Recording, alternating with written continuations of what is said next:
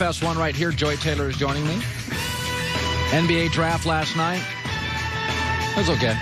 Whatever. Joy loves the NBA draft. I'm an NFL draft guy.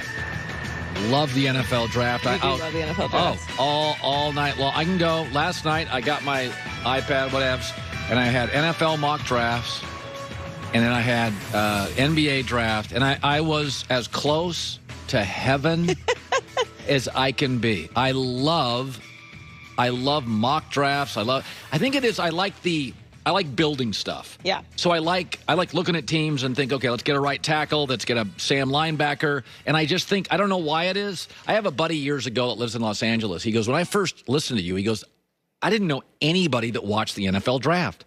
And he said, I started listening to you about 10, 12 years ago. I'm like, God, this guy's obsessed. And he goes, I got to be honest with you.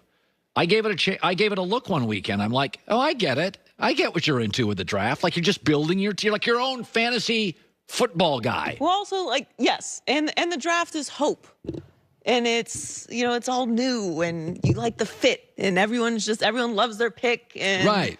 You don't know what they could develop into, and who's going to be their vet. And sometimes it's fun. And sometimes there's surprises. So years ago, Lavonte David played at Nebraska, and he didn't go in the first round. He went in the second round. Since he was drafted, he's the only player in the NFL that has over 20 sacks, over 1,000 tackles, and over 100 tackles for losses since entering the league in the last 8 years.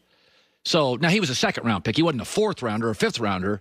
But Lavonte David, the Bucs' incredible linebacker, is now joining us live from Tampa, a place I used to be a sportscaster. We were just talking about the NBA draft last night. So you went to Nebraska.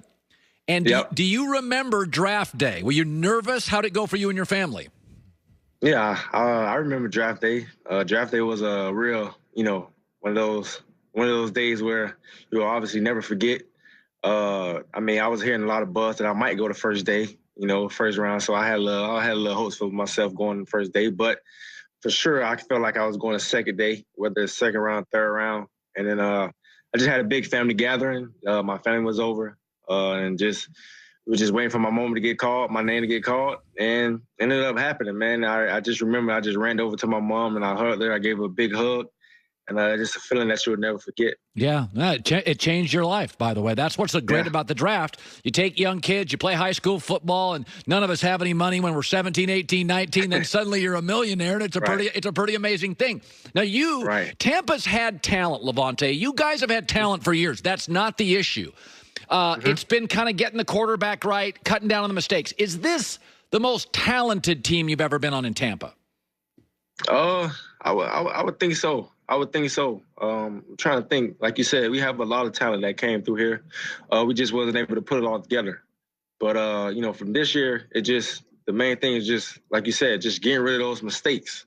Whether it's penalties or, just causing each other on the offensive side of the ball or defensive side of the ball. But now I feel like we were able to put that together because it's something that we really focus on.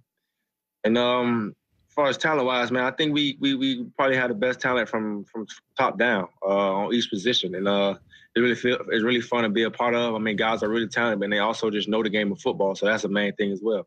Well, so do you. You're a very instinctive player. So just think about this. So Tom Brady, how old are you today? Are you 30? 30. Yep. Okay. So Brady is 43.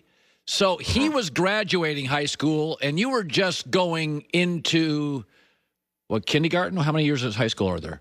High school, junior high? Yeah, kindergarten, literally. So he was out of high school, and you were just going into school for the first time. So Brady's 43, you're 13 years younger. When he came into the locker room, did he have a presence? Was it different having a guy that could be a coach as your quarterback? Yeah. Oh, man, the presence was there when we talked on the phone.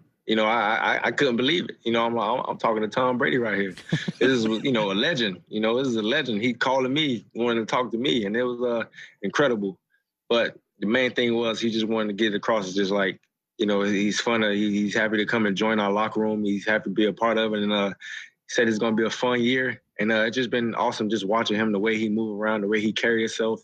A guy with that much, caliber, that type of caliber guy, he just want to be treated like the guys. And that's exactly how we treat him. And, he's very appreciative of it. But sometimes you kind of get, you kind of low away from that because you're like, yo, this is Tom Brady. You know, we got Tom Brady on our team.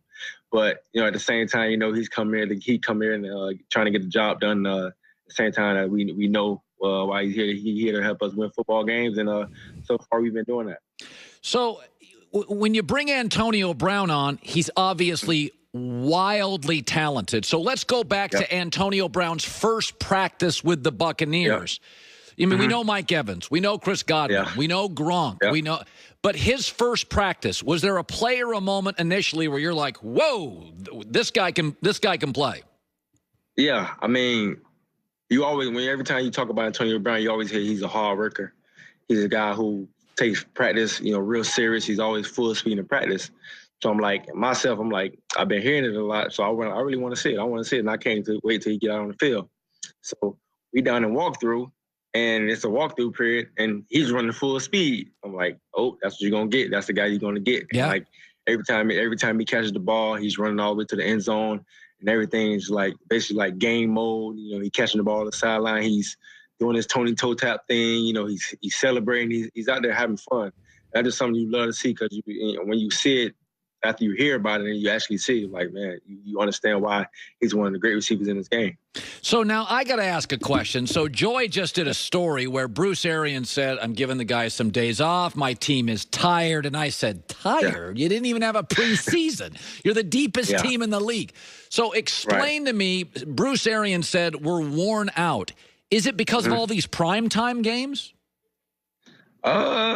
I want to say, I mean, you got some guys, you know, here and there that may need a little extra time or whatever to get their bodies back together.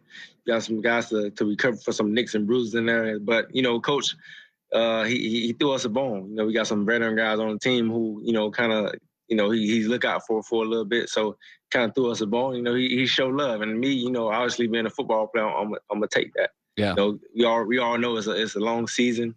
And bye week not coming up until week, I don't know when exactly, but a couple weeks from now. So it's cool to get a couple days, you know, here and there. So he showed a little love. Finally, Tom Brady may be great and everything, but about 3 weeks ago, he is just yelling and screaming and getting all worked up. And I thought, oh, brother, Tom Brady, you could get away with that in New England, but these guys don't know you. After he yelled at everybody, the following week, you guys came out and played really, really good football. So go back to the week of practice after Tom just got all worked up in Chicago. What were the next 5 practices like? Yeah, that right there was the first time I saw it. And, you know, obviously me, first time seeing him, I'm shocked. You know, I'm shocked. I'm like, dang, you know, he's fiery. He obviously pissed off. So all he did was when we was in the locker room, walking to the locker room after the game, said, we're going to be better. Get everybody a handshake. We're going to be better. We're going to be better. And that following week was one of the best weeks of practice that we had. You know, obviously it was a plan against a great football team coming up, but just the attention to detail, the level of focus, the way guys was flying around, the level of everybody just focusing on honing in what they're supposed to do.